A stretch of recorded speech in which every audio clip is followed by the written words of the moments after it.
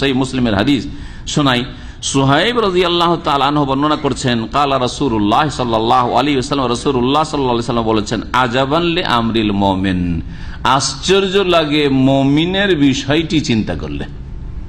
আশ্চর্য লাগে, অবাক হতে হয় মুমিনের বিষয়টি একটু চিন্তা করে দেখলে। কি? ইন্না আমরাহু কুল্লাহু লাহু খাইরুন, মুমিন মুসলিমের জীবনটা পুরোটাই কল্যাণ আর কল্যাণ, ভালো আর ভালো। মুমিনের সব অবস্থাই ভালো, সব অবস্থায় ভালো। পকেটে টাকা থাকলেও ভালো, না থাকলেও ভালো, সুস্থ থাকলেও ভালো, অসুস্থ থাকলেও ভালো। জি হ্যাঁ, সব অবস্থায় ভালো, সব অবস্থায় ভালো।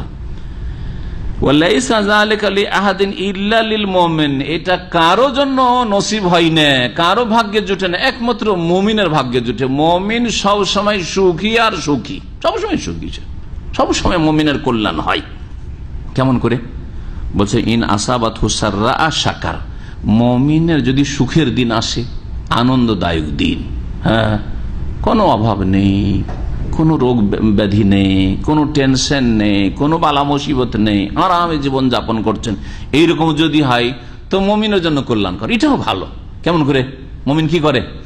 শুকরিয়া আদায় করে, আলহামদুলিল্লাহ, সবসময় আলহামদুলিল্লাহ পড়ে।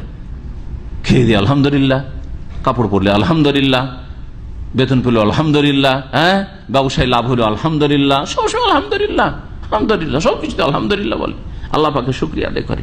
আর শুকরিয়া আদায় করলে নিয়ামত স্থায়ী হয় আর নিয়ামত বৃদ্ধি হয়। লা ইন শাকারতুম লা আযীদান্নাকুম, আল্লাহ বলছেন শুকরিয়া আদায় করলে আল্লাহ কি করবেন? আরো বাড়িয়ে দেবেন। ওয়ালা ইন কাফারতুম, আর যদি অকৃতজ্ঞ হও, না শুকরি করো, জেনে রাখো যে ইন্না আযাবি লাশাদীদ, আমার আযাব বড়ই শক্ত রয়েছে। আল্লাহ পাকের আযাব বড় শক্ত রয়েছে অকৃতজ্ঞ মানুষের জন্য। মুমিন সুখী হইলে শুকরিয়া আদায় করে, সুতরাং তার জন্য এটা কল্যাণকর হয়। ফাকানা খায়রান লাহু ওয়া ইন আসাবাতহু দাররা, আর যদি তার উপর বিপদ আপদ আসে, যে কোনো বিপদ আপদ হোক না কেন, কারো প্রাণহানি, কেউ মারা গেল আপনজন, অথবা কারো অঙ্গহানি হইল, কেউ আহত হইল, কেউ অর্থের দিক, ধন সম্পদের দিকে ক্ষতিগ্রস্ত হইল, চুরি ডাকাতি হইল, অথবা যে চাকরি চলে গেল, দেশে চলে যেতে হইল, বড় আশা রাখছিলেন, অনেক কল্পনা জল্পনা ছিল, এই করব সেই করব, যা কিছুই হোক না কেন, মনে রাখবেন বালা মুসিবত যদি আসে তো মুমিন কি করে? সাবারা, ধৈর্য ধারণ করে। শুকর আর সাবর, শুকর করে, আর না হলে বালা মুসিবত আসলে সাবর করে, ধৈর্য ধারণ করে। যখন ধৈর্য ধারণ করে ফাকানা খায়রান লাহু, সেটা তার জন্য কল্যাণকর হয়।